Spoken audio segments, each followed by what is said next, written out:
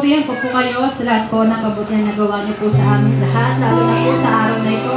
Sa magandang panahon na inyong binigay sa amin, mula po sa aming pagising hanggang sa pagpunta po namin dito sa Bayan Bayan.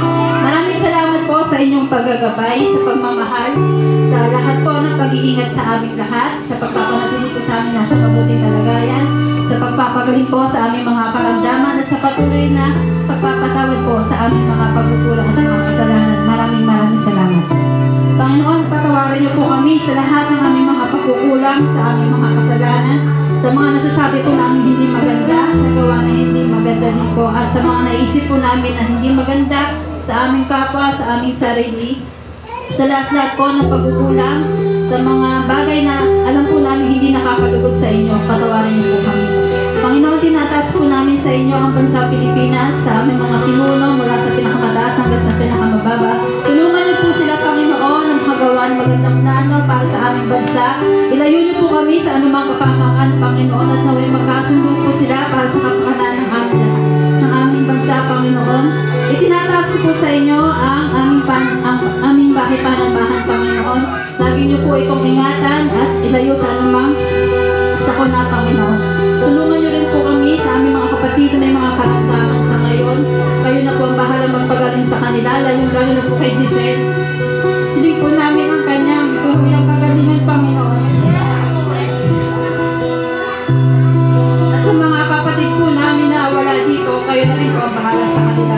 Panginoon, panatilihin niyo po kaming laging ligtas, lalo na po ang aming mga pastor, si Pastor Radia, si Pastor Abi. Bigyan niyo po sila ng kalakasan, Panginoon, upang tulungan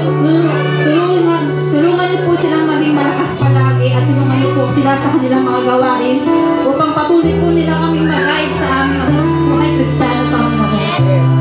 Sana po ay maging maayos po ang aming programa hanggang sa pagtatapos at ma-enjoy po namin ang aming Christmas Thanksgiving mamaya. Ito lamang po ang aking samot dalangin sa pangalan ni Jesus. Amen.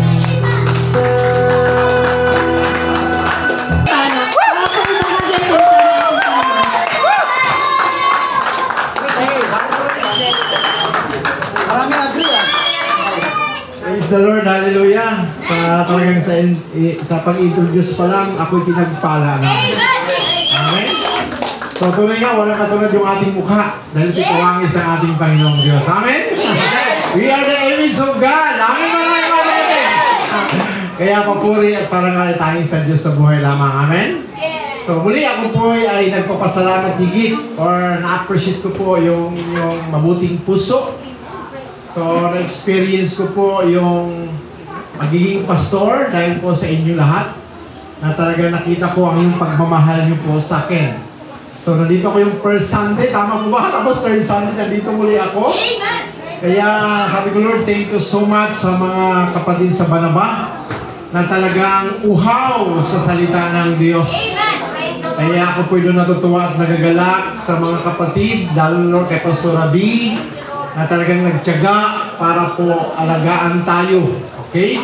At sa mga leaders na rin and workers ng church, amen. Salamat po kay Kuya Pao, Kuya G, Sir Jay, si Tim, sino ba? Si Sir Sally, si Sir Giselle. Meron ba kami nabanggit? So, yung hindi ko nabanggit, si Mother Aaron, thank you so much sa pamilya nyo. Kapatid, na-bless mo ako. So, gusto ko lang i-share sa inyo yung ginawa nyo sa buhay mo na first time kita napakinggan sa prayer before, talagang binasag mo yung puso ko. Totoo po yun. So, ang prayer niya kasi, natouch talaga ako doon nung sinabi niya na ito ay matuloy na magkaroon ng pan para po mapagawa na yung church. Talaga nag-agree ako doon. Talaga, Lord, thank you sa puso niya. So, after 1 month, nandito muli ako. Ikaw pa rin yung nag-pray. Talagang yung answer ng Lord, meron na nagbibigay ng mga pera para po may pagawa na ito. After all, tagawa na nga sa biyaya at grasya ng Panginoon. Sabi ko, Lord, talagang ang prayer, napaka-powerful pag nagkakaisa po tayo. Amen. So, thank you so much sa mga anak ng Diyos na patuloy sumusuporta sa kingdom ng Panginoon. Ako'y naniniwala na hindi po mawala ng kabuluhan yung inyo pong ginawa sa kingdom ng Diyos. Kasi ako'y naniniwala na pag mabuti ang puso niyo po, ang Diyos ay higit na mabuti. Amen? So, ngayon po idadako na to sa mensahe ng ating Panginoon ngayong Christmas season. Although naniniwala po ako na ang Christmas ay araw-araw. Amen po ba? Amen. Kaya batiin ko po kayo ng Merry Christmas. Merry Christmas! Amen? Parang hindi Christmas Okay, sayo mo na po yung advance Merry Christmas, di ba? Merry Christmas na! Kasi everyday Christmas! Tama ba mga kapatid? Merry Christmas! Di ba? Kaya dapat i-greet natin mga... Ayaw nga pala! Praise the Lord! Oo nga pala, so thank you sa inyong pagbati. Thank you sa inyong mga panalangin. So talagang binasag niyo po yung puso ko. Salamat sa inyo mga kapatid. So hoping wag kayong magbago. Amen? Kasi alam niyo po ba, kayo ang nagpapalakas po sa amin sa totoo lang. Ano si Lord nandyan na, pero isa kayo na nagpapalakas sa aming mga servant ng Panginoon.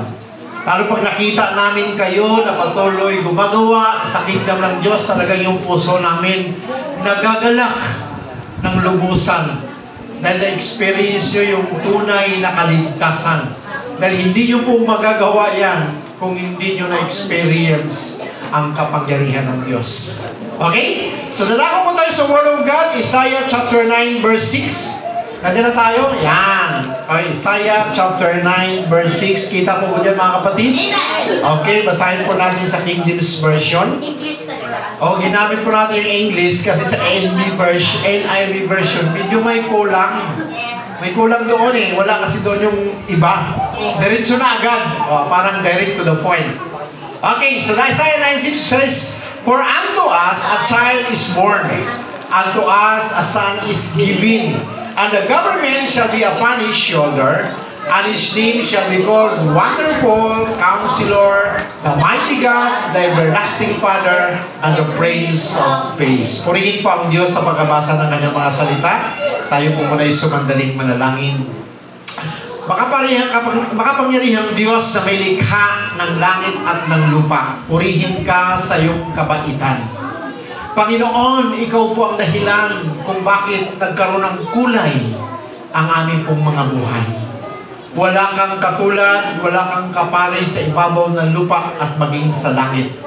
Dahil kay Kristo, nagkaroon kami ng pag-asa. Ngayong umaga, Ama, kami po'y turuan mo sa mga bagay na makalangit. Ihanda mo po ang aming mga puso. Gawin mong matabang lupa upang sa paggasik mo ng mga salita mo ay ito'y tumubo, lumago at magbunga ng sagana. Umaasa kami ngayong umaga na kami po'y mapagpala dahil ikaw lamang ang aming atensyon ngayong umaga. Lord, dalangin ko rin po na ikaw magkontrol ng lugar na ito upang anuman ang gawa ng kaaway ay hindi makapanaig, hindi makapaminsala sa lugar na ito. Upang sa ganun ng Diyos, makapukus kami sa pakikinig ng mga salita mo. Gamitin mo ako, Diyos, bilang daluyan ng iyong pagpapalang espiritual sa bawat mga anak mo na nandito ngayon at sa bawat tao na naabot ng tinig na ito, mag-minister ka po sa mga puso nila. Salamat naman, kaya may samang panalangin sa pangalan po ni Jesus, ang alam makinig ng Word of God ay magsabi ng Amen. Palakpakan natin yung Diyos sa buhay. Okay? So, dito po sa ating pag-uusapan, dahil nasa Christmas season, ano po yung Christmas? Tama ba? Christmas. Nasa Christmas season po tayo. So, alam naman natin, pag Christmas, lagi natin sinasabi, the spirit of Christmas is giving. Amen? Alam na natin yon. Kaya, walang dahilan para tayo'y palalahanan na mayroong isang batang binigay para po sa ating mga kaligtasan. At isang din po yon, kaya pamalas natin yung pagmamahal ng Diyos sa ibang tao, sa kapwa natin mga kapatid, dahil mismo unang nagbigay ang ating Ama. Okay? So tayo rin po ay mapagbigay. Isang bahagi ng buhay natin yon, kaya dapat natin laging alalahanin ang kapanganakan ng ating Panginoong Hesus. Although walang petsa, walang buwan, ang importante na aalala natin. Tama po mga kapatid? Okay? Yun ang pinaka-importante sa bawat isa sa atin. At hindi lamang yan, the Spirit of Christmas, lagi natin sinasabi dito rin po ay pagpapatawaran. Amen? Diba? Ito po ay forgiving. Diba? Tayo po ay nagpapatawad sa isa't isa. Paano next year? Balik ulit ba yung galit? Balik ba ulit yung sama ng loob? Dapat wala na. Tama? Okay, dapat wala na po yung mga hinanakit, yung mga sama ng loob kung tayo po ay nagpapatawad na. But ngayong umaga o ngayong tanghali, ang pag-uusapan natin ngayon yung salitang ang biyaya ng Christmas. Alam niyo ba yung word, ang biyaya ng Christmas? Amen? So dito po makukuha yung ating teksto sa Grace from Heaven Church. Para malaman po natin lahat yung grasya. Amen? Yung grasya ng Christmas. Okay? So dito po mayroon tayong dalawang bagay lang ang ating pag-uusapan. Kasi pag-uusapan natin yung apat, medyo mahaba po yun. So balikan na po natin yung teksto po natin, kapatid. Yan. So dalawa lang ating pag-uusapan niya, yun for unto us a child is born, unto us a son is giving. Hindi ba kayo dyan na-amaze sa kapangyarihan ng salita ng Diyos? At sabi niya, and the government shall be upon his shoulder. At yung pang-apat, and his name. Okay, and his name. Apat sana yan, pero baka abot tayo dito ng alas 4. Wala na tayong Christmas fellowship yan. Okay? Dito pa lang sa the government shall be upon his shoulder, ito po yung millennium. Alam niyo ba yung millennium? Ito yung millennium na kung saan ito yung panahon ng paghahari ng ating Panginoong Hesus. Tama ba mga kapatid? Amen. Alam ko, open na kayo dito dahil mayroong nagtuturo sa inyo dito about the disposition of the Bible. Diba? Open na ba tayo dito mga kapatid? Yes, amen. Diba yung napag-usapan natin na yung the looking forward for His promise? Amen. The new heaven and the new earth and the new Jerusalem? Okay, bago po noon, may millennium munang magaganap. Di ba? So ito po yun, medyo matagal po yan. At siguro may gagamitin ng Diyos dyan para kayo ay turuan dyan. Okay, at the third one, and His name, yung pangalan po ang pinag-uusapan dito. Mahaba din po yan. Tingnan niyo po, shall be called Wonderful, Counselor, the Mighty God, the Everlasting Father. Baka sabihin nyo si Jesus ay Father. Remember, church, sa King James Version, maliwanag, in His name. Pangalan ang pinag-uusapan dyan. Okay? Kaya nga sabi ko sa inyo, I think tinuturo na rin sa inyo siguro niya ni Brother Hill. Kanino yung pangalan na nasa kay Jesus? Sa Ama. Pinahiram lang po siya kanya. Kaya yung inatawag siya, the Wonderful Counselor, the Prince of Peace, and the Mighty God, and the Everlasting Father. Yung name po, yung pinag-uusapan dyan. Kaya mahabang kwento din po yan. So wag natin galawin. Dahil nasa Christmas season tayo, doon tayo sa dalawa. Okay na ba yung dalawa mga kapatid? Amen? Amen? Pag-usapan natin, number one, the child is born. Ano yung born na tinutukoy dyan is Savior. Diba? Yung pagsilang pala kay Jesus Christ, ito pala yung paraan ng Diyos para iligtas ang sanlibutan. Diba? Kaya nga pag-usapan natin yung biyaya, yung grasya ng pagkasilang ng ating Panginoong Jesucristo, dahil nang siya po'y isilang, may dahilan, may purpose kung bakit siya isinilang sa mundong ito para iligtas tayong lahat.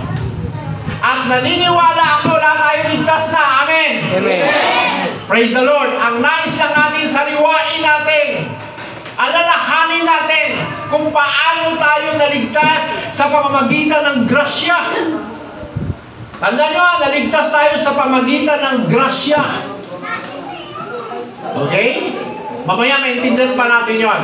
Kaya sabi po ng Isaiah chapter 7 verse 14, kaya nga, ang Panginoon na rin ang magbibigay ng palatandaan, maglilihi ang isang dalaga at mga anak ng lalaki, at ito'y tawaging Emmanuel. Okay? nakita natin dito na parang imposible na yung dalaga manganganak. Okay? Na yung dalaga manganganak. Pero sa Diyos, sabi nyo nga sa kanta kanina, walang imposible sa ating Panginoon. Mga kapatid, totoo lang, na-bliss po ako sa inyo, even sa music po ninyo.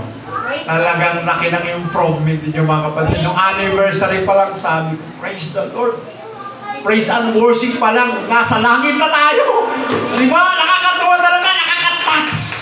Yung pagkilos ng kapangyarihan ng banal na Espiritu ng Diyos. Talagang humihipo sa puso mo. Tinatouch ka niya. Pinaunawa yung mensahe ng awitin. Kaya talaga nakaka-bless. Alam niyo po, awitan pa lang, gumaling na tayo. Awitan pa lang, lumaya na tayo. Acts 16:31 ba yun? Yung kay Silas and Peter, na habang nagpupuri sila sa Panginoon, nakalag yung mga tanikala. Kaya lahat, kung tayong mayroong pananampalataya sa kapangyarihan ng Diyos, sa piling pa lamang, sa papuri pa lamang, gagaling na tayo. Kaya tawagin the power of praise. Kaya pag nagpupuri tayo, sumayaw tayo mga kapatid. Ang galing natin sumayaw sa sumba. Pero pagdating naman sa Panginoon, parang lamya tayo, gayahin natin si Ate Zay. Dapat pag tayo po ay sumamba, magpuri sa Panginoon, tularan natin si David. Galing si David? Matalon-talon. Para siyang baliw pag nagpuri sa Panginoon. Tumatalon, sumisigaw, umiiyak, lumuluhod. Lumul talagang makikita mo yung buhay niya kasi sumasamba siya sa totoo at buhay na Diyos. Na habang ikaw ay sumasayaw, mayroon kang partner. Amen? Yes! Balikan natin yung mga nakaraan, siguro mahilig pa kayo sa sayawan. Diba, sabi ni Pastor Rabi, tumatakas pa raw siya noon eh. Pastor, nandiyan ka ba? Diba, pagdating na ng sayawan sa province, tumatakas siya para lamang makipagsayawan. Kaya ngayon pa lamang mga kapatid, ibigay natin yung the best na pagsamba sa Panginoon. Tama? Amen. Huwag niyo pong ikahiya, sumayaw sa Diyos. Na lamang kayo sumasayaw sa Panginoon, na-exercise na kayo, gumaling pa kayo, pinagpala pa kayo. Amen. Amen. Ganun po ang kapangyarihan ng papuri sa Panginoon. Kaya, meron na kayong bagong drum set. Please talaga kayo. Purihin ang Diyos, patuloy kayo pagpapalain ng Panginoon higit. Dahil naniniwala ako, buhay ang Diyos na pinaglilingkuran natin. Okay? Matthew 1:21, tingnan natin. Sabi sa Matthew 1:21, manganganak siya ng isang lalaki. Tingnan nyo? At ito'y pangalan mong Jesus, sapagkat siya ang magliligtas sa kanyang bayan sa kanilang mga kasalanan. Ano po ang napansin nyo sa tekstong to? Diba?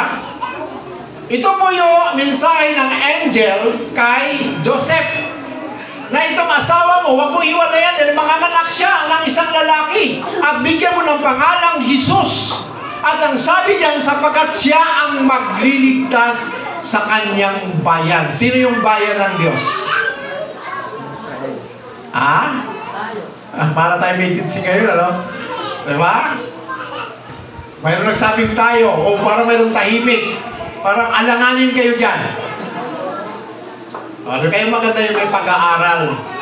Okay? Yung bayan ng Diyos, hindi tayo.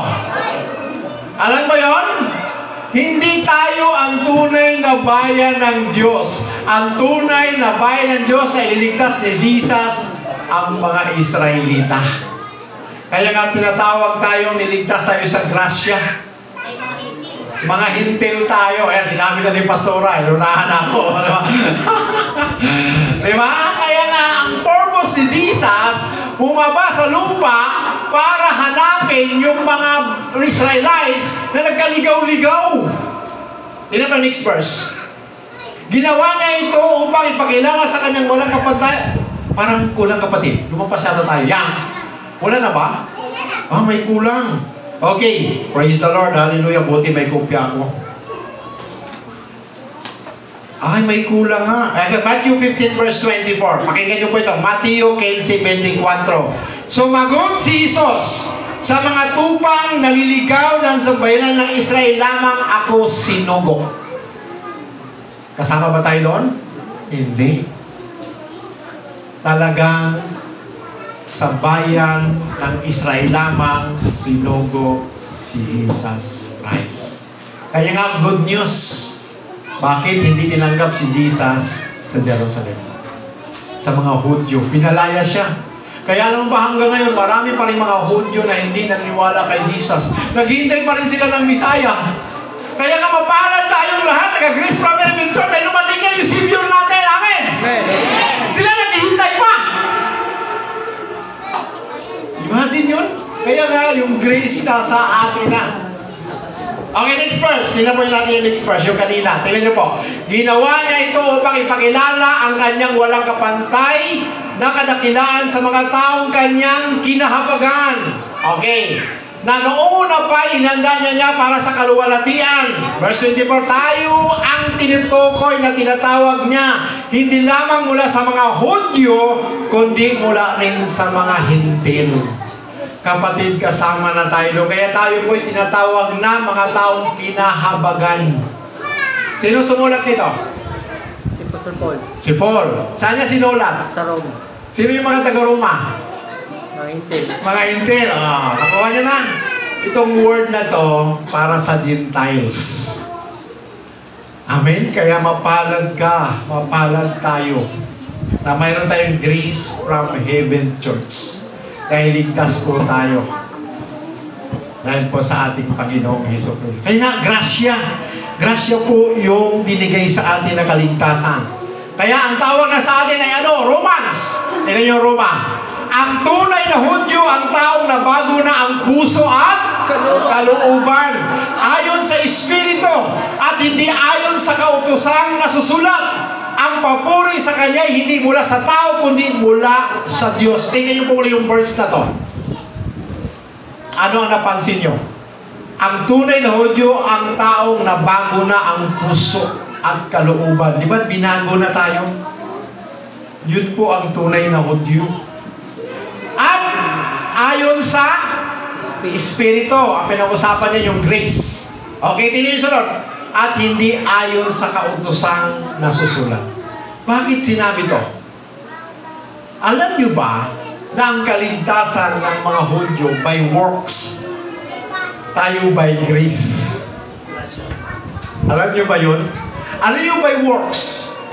Kailangan nilang maghandog ng tupa, ng kambing, para sila'y mapatawad. Tayo, tataasan ng kamay, Lord, forgive me. Sinabi agad sa cross, it is finished na. Tapos nang pinatawad tayo ng ating Panginoon. Imagine, church. Kaya nga, yung grasya nasa atin. Ang mga Hudyo naghihintay pa, no, tayo ligtas na, mga kapatid. Kaya mapalad tayo, nakakaalam ng katotohanan. Dahil tayo po'y nangaligtas sa pamamagitan ng grasya. Ephesians chapter 2 verse 8. Ito po yung ating stage 2. Dahil sa kagandahang loob ng Diyos ay naligtas kayo sa pamamagitan ng iyong pananalig kay Kristo at ang kaligtasan nito ay kaloob ng Diyos, hindi mula sa inyo. Maghirap pa ba tayo? Paano yung mahirap natin, mga kapatid? Wala sila pambili ng tupa, wala sila pambili ng kambing para mapatawad. Kawawa naman. Pero si Jesus, isa na pong kabayaran ng ating mga kasalanan para tayo mapatawad. Kaya mapalad tayo, nalig tayo sa grasya. Only by grace you have been saved. Nakakatuwa. Kaya nga yung teksto, yung pangalan natin, grace eh. Amen? Tingnan mo sa ibang church. Bago ka maging workers, ang daming pinagdadaanan. Tama ba? Dadaan ka ng mga trainings, discipleship, karakter mo, busisiin ang busisiin pa. Marami ng mga matay. Kung hindi tayo mangaral ng mabuting balita, tama po ba? Kaya tayo only by grace, nakapagturo tayo sa grasya ng Panginoon na ang nagtuturo, hindi tayo kundi banal na Espiritu ng Diyos. Amin ba tayo, mga kapatid? Amen. O, Sister Phil, kailan lang yan? I think taon ka na, mga kapatid? 1 year. Hindi pa pwede yan tumayo dito. Pero dahil nasa Greece period tayo, tumayo siya. Dahil ang nagpipray hindi siya, kundi ang banal na Espiritu. Di ba sabi ng Bible? Di ba, hindi kayo marunong manalangin? Ang Espiritu ang magtuturo sa inyo. Alam mo kung tingnan sa pamantayan ng mga ibang churches o ng mundo, hindi tayo pwede. Di ba? Kasi hindi tayo tapos. Pero dahil naniniwala tayo sa salita ng Diyos at sa tulong ng banal na Espiritu at sa gana ang grasya ng Diyos, ginagamit tayo ng Panginoon. Amen ba? Kaya wala na pong inadahilan ang panaba. Hindi na tayo sisihin dahil nangangaral na kayo. Amen? Praise the Lord. The next one. Ano yung pangalawa? The Son is Given. given. Sino ba yung given? Ransom. Ano ba yung ransom? Tubos. Pagtubos. Diba? Sino ba dito na na-kidnap? Diba? Naimpaw. Kailangan matubos. Diba? Napansin nyo kanina, bakit child? Tapos saan na siya? Kasi bata pa, diba? Our for Savior yun. Ito kasi kailangan na siya ibayad. Diba? Kailangan na siyang mamatay para tubusin tayo sa ating mga kasalanan. O, di ba ang ganda mga kapatid? O, tingnan po natin yung verse sa ransom. John 3, siguro alam nyo ito mga kapatid. Amen? Sabihin pa ba natin? For God so loved the world. For God so loved the world, and gave His only begotten Son, whosoever believe in Him shall not perish but have everlasting life. Amen ba tayo doon? Mayroon na tayong everlasting life mga kapatid. Panghawakan nyo po yun. Although nagkakasala tayo, tandaan nyo kapatid, mag-repent lang tayo. At yung sin natin binayaran ba? Bakit? Paano yung binayaran ng ating Panginoon? Tingnan mo yung next verse, sa Matthew 26 verse 28. Sapagkat ito ang dugo ng tipan. Naintindihan mo yung word na to? Sapagkat ito ang dugo ng tipan, ang aking dugo na ubuhos dahil sa marami, sa ipagpapatawad ng mga kasalanan. Pag sinabi ko, sapagkat ito ang dugo ng tipan, ano yung tipan? Kasunduan, covenant. Covenant, kasunduan yan between God and man.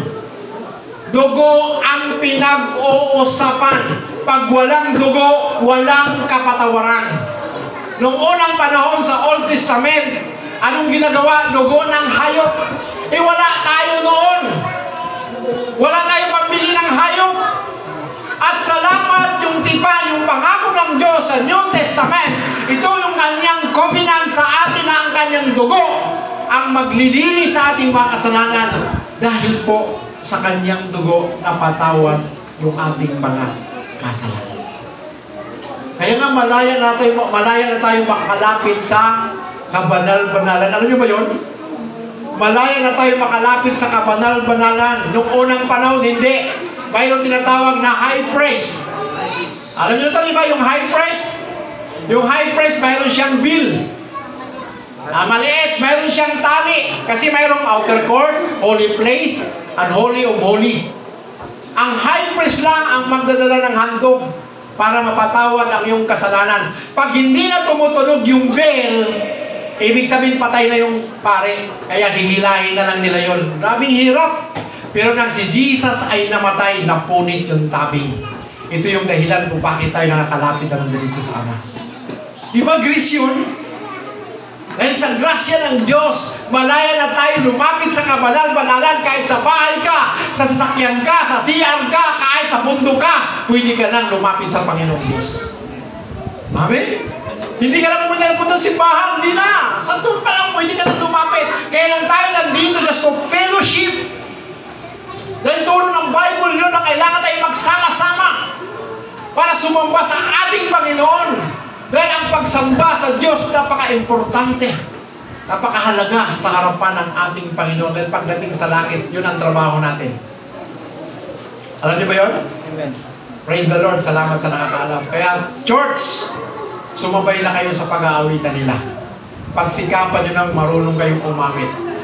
Dahil sa langit, yun ang trabaho po natin doon. Okay, di tayo napapagod. Magkaroon tayo ng panibagong buhay katawan. Okay, next verse. Tignan nyo sa Hebrew.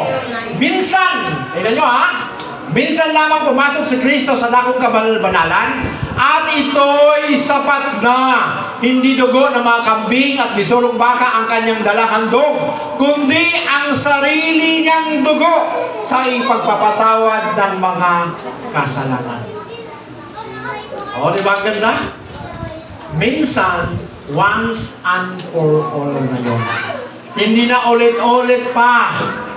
Di ba?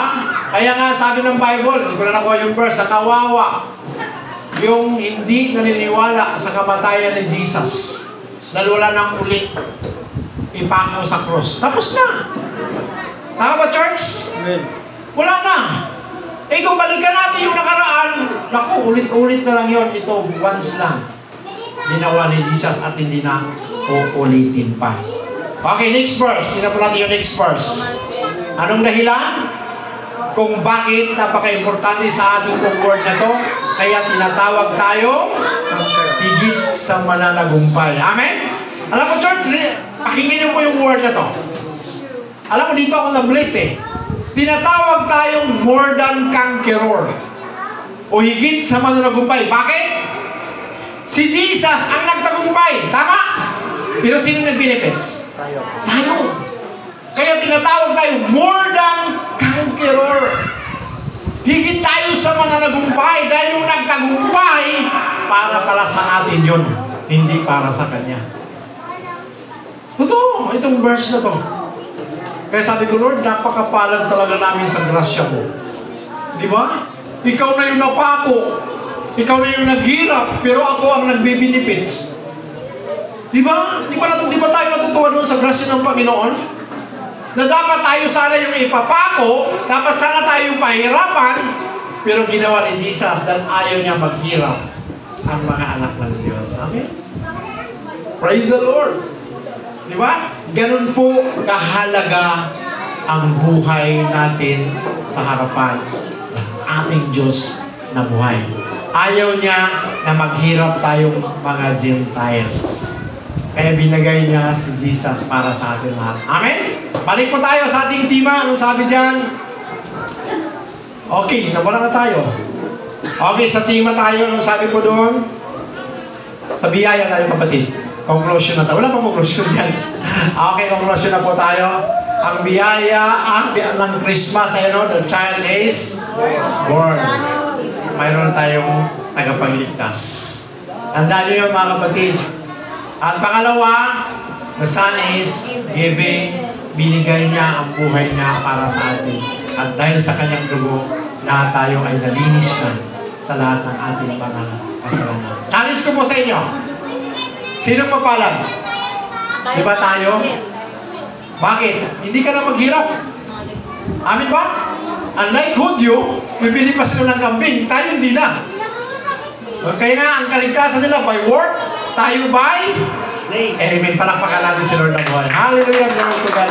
Tayo po'y manalangin, dakilang Diyos, napakapalad nga namin ng lubusan. Salamat sa mayamang mong salita na reveal mo sa amin ang katotohanan.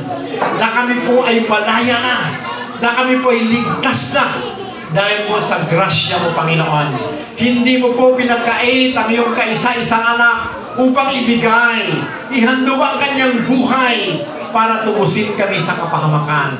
At dahil sa kanya, Panginoon, nagkaroon kami ng buhay na walang hanggan. Kaya walang tigil ang aming pasasalamat sa pag-ibig mo sa amin na hindi kumukupas kailanman. Maraming salamat, Ama, sa kaligtasan, O Diyos, na mayroon kami. Ang patuloy naming dalangin, O Diyos, samahan mo kami ng banal mong Espiritu araw-araw upang mauhaw pa kami na maglingkod sa iyo ng lubos upang sa pagdating ng aming Panginoong Hesus ay manatnan ang Grace from Heaven Church na nasa iyong ubasan, Panginoon.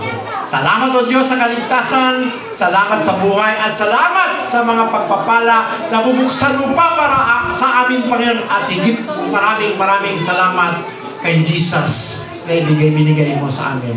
Sa iyo pong papuri, parangal at pasasalamat sa pangalan po ni Jesucristo, ang lahat ng tagalangit ay sumigaw ng Amen! Praise the Lord! Hallelujah! Glory to God!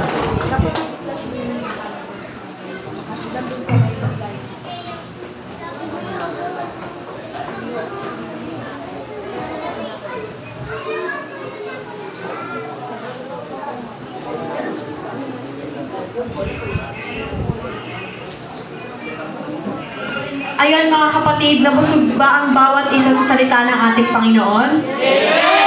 Kasi ako nabusog sa amoy tsaka sa salita ng Panginoon. Amen po. Ayun naman mga kapatid, dahil syempre, nag-celebrate tayo ng Christmas ngayong araw na to. Dahil dyan, mga kapatid, itutuloy natin yung verse explanation natin. Yung nasa verse din ni Pastor kanina, yung John 3:16, mga kapatid. Medyo napaliktad lang ng very light, pero alam kong may hinihanda kayong explanation para dito sa verse na to. Sige po, china-challenge ko po yung mga kapatid ko dyan na nakapaghanda ng kanilang explanation sa verse na to. Sino po yung unang matapang na magbibigay ng kanyang pahayag dito sa harapan? Dadaan daw po si Ate Fel. Sige po.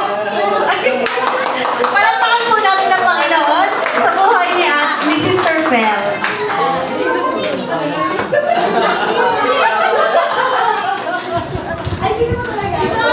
Ay, si Brother JR pala. Yan po. Palakpakan po natin ng Panginoon. Practice lang pala. Praise the Lord. Ayun po, for God so loved the world that He gave His one and only Son, that whoever believes in Him shall not perish but have eternal life. Yan. Purihin po yung Panginoon kasi John 3:16 po talaga yung pinakang essence of Christmas. Diba? Kasi most of the time, actually yung mga bata tayo, diba? Pag Christmas, ang nilook forward natin, yes, regalo, yes, exchange gift, yes, ninong, ninang, ganyan. Nung mga tumanda naman tayo, ang inisip na natin is gastos na naman. Nabawasan yung saya kasi this time ikaw naman yung gagastos para dun sa mga bata na nag-look forward naman ng mga regalo at pamasko.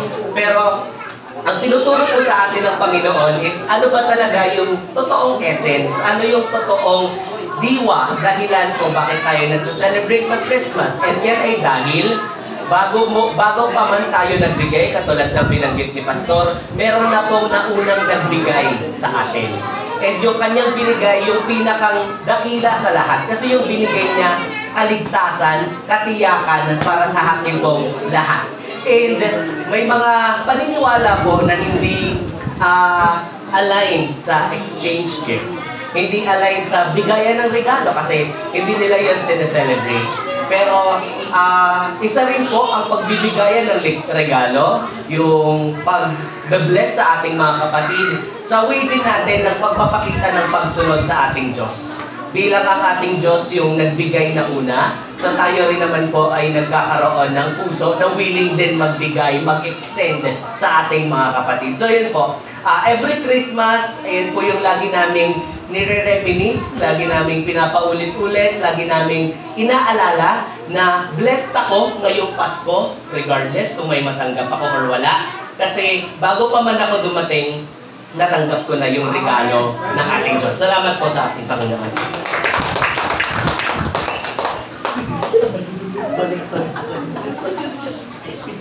So ayun, di ba mga kapatid, kaya pagka mga panahon na wala po tayong natatanggap sa Pasko, wag po tayong malungkot kasi wala pa man tayo dito sa mundo, binigay na sa atin.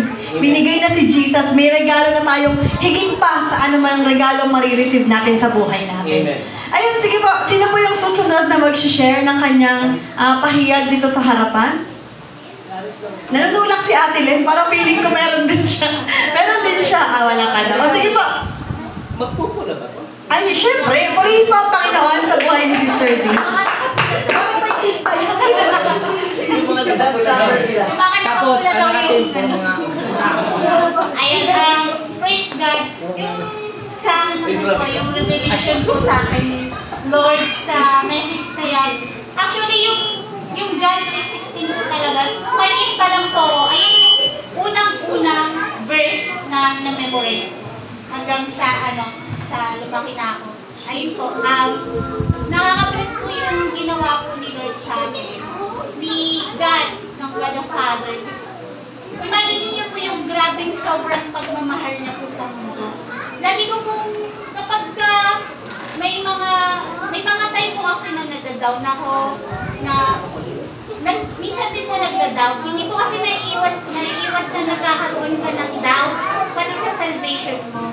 Pero lagi po akong nare-remind nitong verse na to na ano po yung ipagkakadoubt ko, sa sobrang pagmamahal sa akin ni God, sa pagmamahal sa atin, pwede naman niyang inasnap lang parang si Thanos, di ba? Tapos ibabanish yung buong mundo. O kaya mag-create na lang siya ng bagong creation.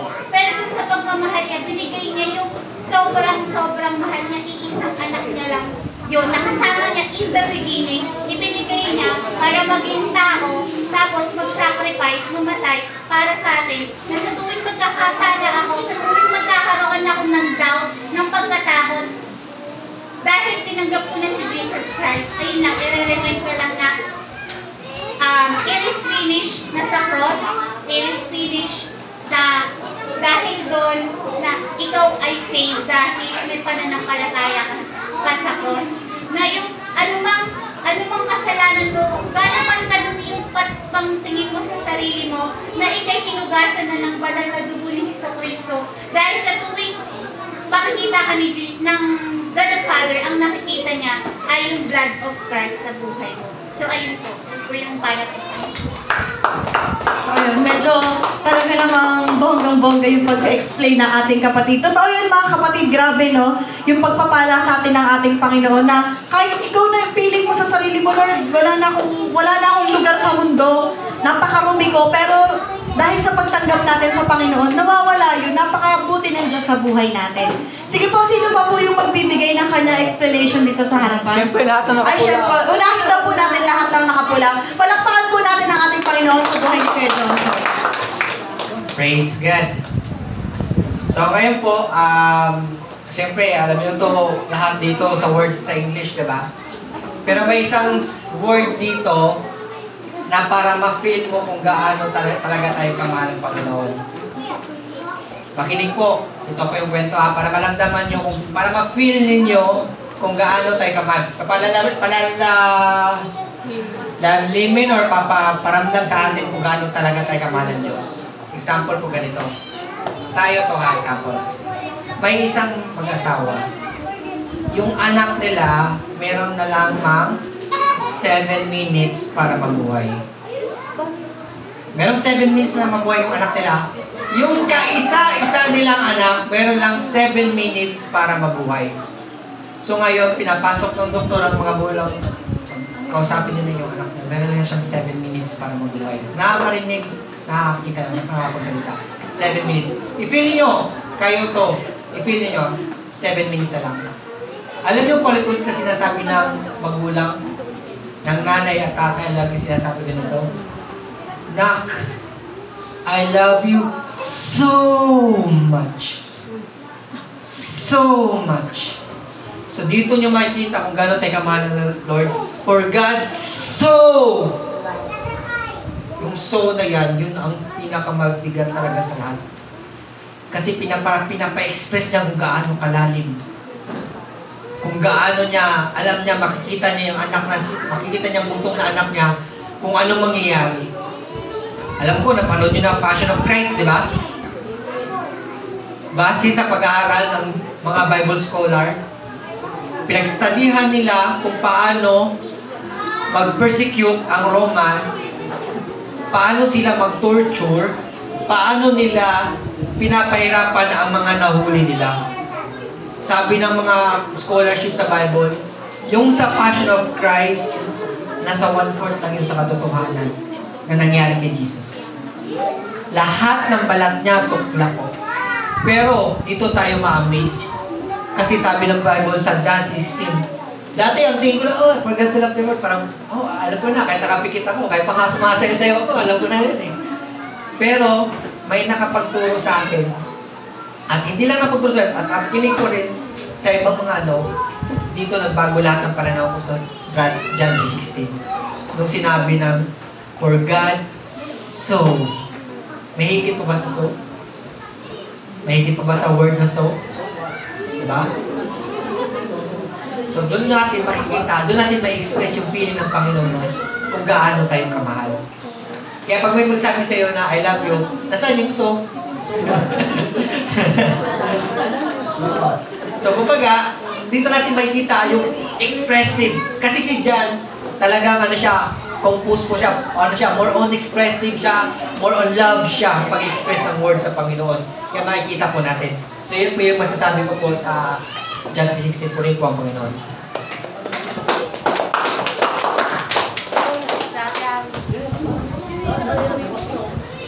Ayun mga kapatid, napakaganda na explanation ni Kuya Johnson. Totoo yun.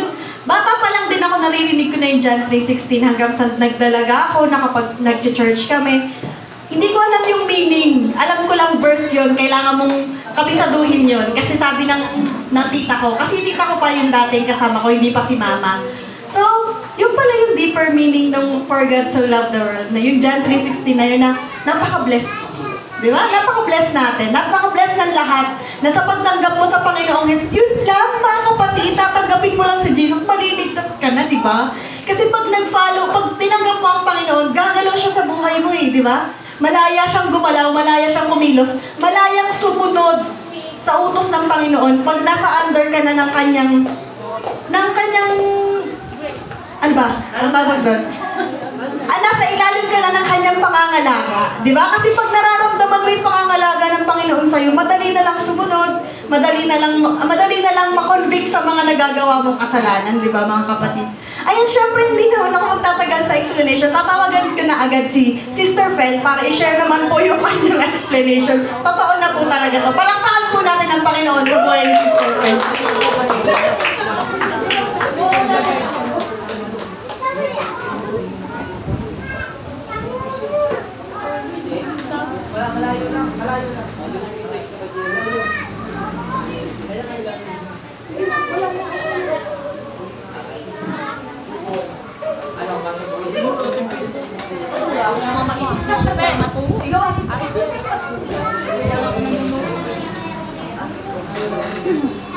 Ano lang masabi niyo po? Kung ano lang pagkakaintindi niyo?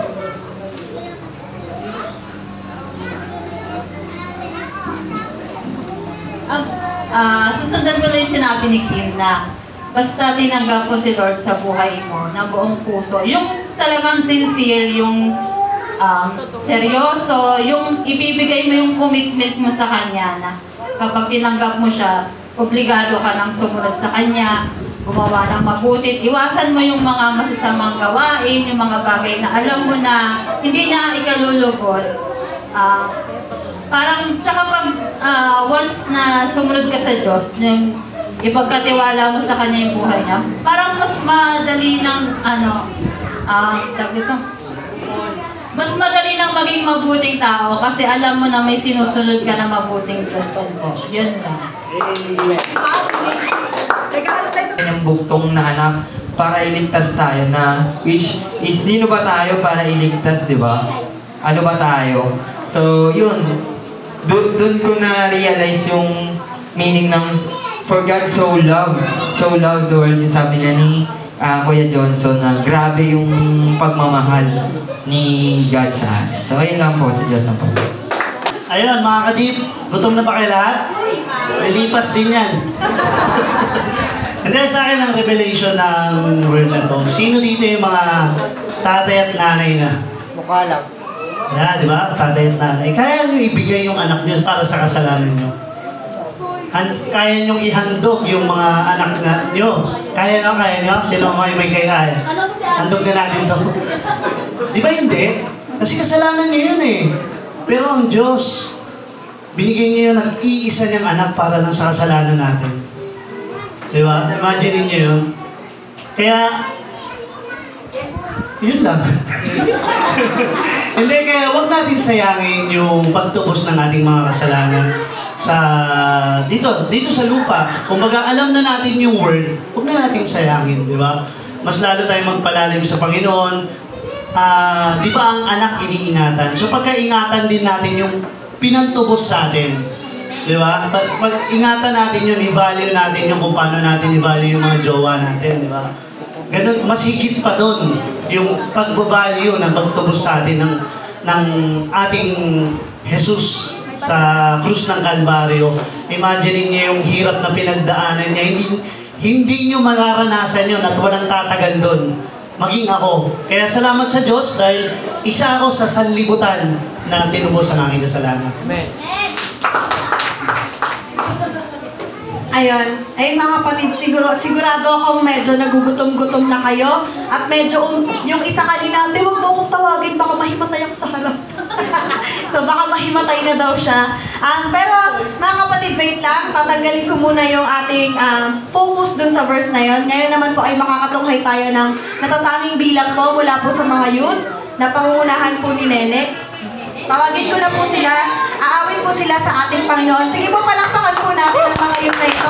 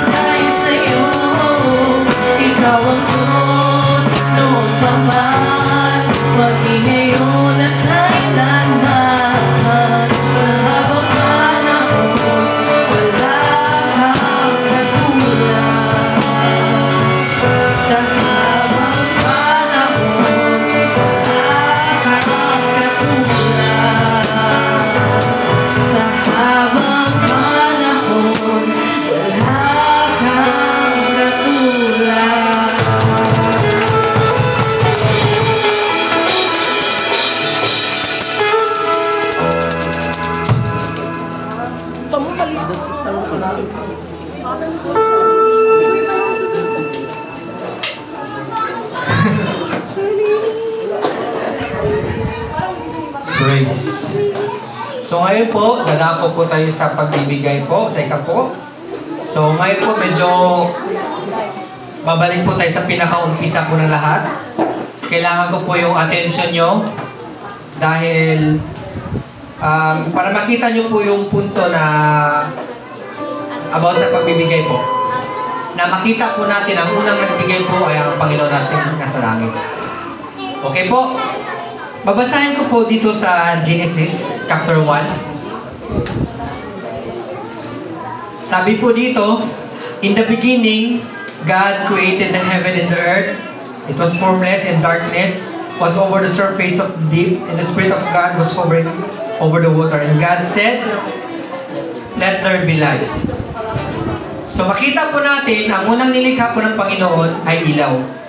At unang pagkakilala natin kaya sa ilaw ay si Jesus. Because Jesus said, I am the light of the world. So ang unang kinihit niya ay si Jesus. Makikita niyo po yung punto pag nakinig po kayo mabuti. Makinig po tayo mabuti. Sa pangalawa po, sinabi niya po na separate of water. Na yung tubig punta sa babaw, ang tubig sa isang dako, sa isang lugar, at lumabas ang lupa. Ang salita pong tubig ay ang salita ni Jesus. Sabi niya sa babaeng doon sa balon, hingin mo sa akin ng tubig at hindi ka na mauhaw. Ang tubig na ibibigay ko ay hindi ka na mauhaw. So yun po ay salita ng Diyos. Dito po yun, sa Genesis po tayo. Sa pangalawa po, sabi ng Panginoon, sa lupa na, then God let the land produce vegetation. Kumbaga, ang una dapat natin mga bata, simulo pa lang, ay pagkain natin ay gulay. So ako, bata pa ako, hindi ko gusto po yung gulay. Pangalawa pong grinate ng Panginoon ay ibon. Okay, mga bata, magaling kayo. Ang unang naggawa, light, water, vegetation. Sunod ay ibon at saka isda. So, fried chicken and fish steak. So, makita nyo ito ng blessing ng Panginoon. Pangalawang nilagit ng Panginoon ay pangsunod na create ng Panginoon is living creature. Ito na yung pork steak, beef steak, ito na yun. So, makikita po natin, sa create ng Panginoon, simula sa umpisa, hanggang sa pag-create niya sa animal, bago niya create tayo. So, pinapawatay po sa Genesis, na provide pa po ng Ama, ginawa mo na ng Ama, nag-stop muna siya ng kapangangailangan natin. Mga kapatid, ang unang ginawa ng Panginoon ay light o Jesus. Yun dapat ang unahin natin. Pag inuna natin si Jesus, unahin natin yung mga salita niya, which is ang water. Yun ang basic need natin araw-araw. Dapat unahin natin yung light of the world, ang kanyang mga salita, bago po tayo dadako doon sa, sabi dito, vegetation. Pangalawa po is mga manok. So makikita po natin mga kapatid, bago pa niya create si Adan, create niya muna yung pangangailangan natin. So araw-araw, lagi akong na-amaze sa Panginoon. Simula bata pa ako, hindi naubos yung isda sa dagat. Even now, we are more than 7 billion people sa buong mundo ito. Still, hindi naubos yung isda sa dagat. Still, nakakain pa rin tayo ng tinolang isda. I mean po mga kapatid, dito sa Genesis, makikita po natin na ang Ama po natin na sa langit ay provider po. Siya po yung nagpo-provide sa lahat po nating needs. So ngayon po, bilang pasasalamat sa Panginoon, bilang paghandog natin sa Kanya, bilang show ng reverence at sa pagsunod natin sa Ama, tayo po'y magbibigay ng kapo. Ay kapo po ay bilang show ng respeto, show ng pagmamahal na may kagalakan. Bakit po? Example po sa akin sa pag-joyride. Habang nag-joyride ako, lagi sa Lord, dito po sa inyo. Dahil binigyan mo po ako ng blessing, iningatan niyo po ako sa pagmamaneho. Sa kabila ng maraming aksidente sa daan, iningatan niyo po ako. So ito po yung para sa sa tithes ko sa pag-joyride. Iba rin yung sa trabaho, mag-separate po yun. So ngayon po, ibabalik ko sa Panginoon kasi nagpapasalamat ako sa Kanya. Number one, dahil may pagkain sa lamesa ko. Basta patlo, dahil binigyan niya ako ng malusog na pangatawan, kaya ako nakakapagtrabaho. Pangatlo, binigyan niya ako ng magandang trabaho.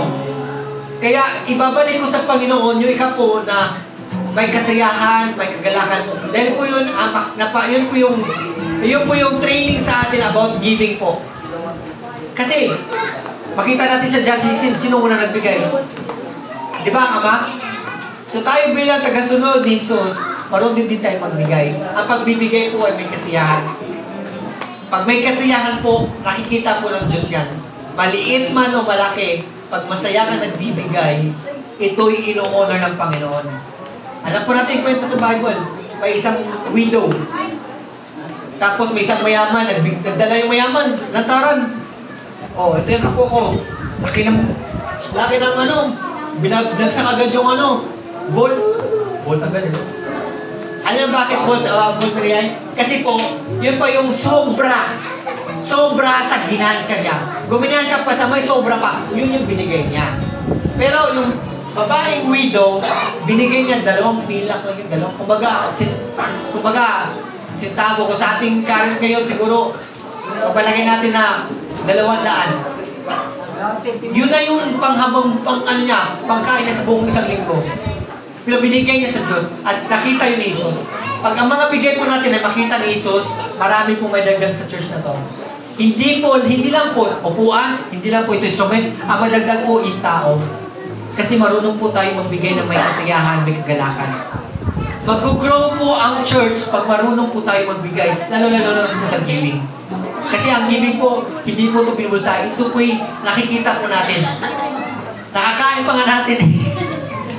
Lalo pa ako, nakatitake home pa nga. So tayo po'y magbigay na may kasiyahan. Kasi alam po natin, ang Diyos ay mabuti. So tayo po'y magbigay.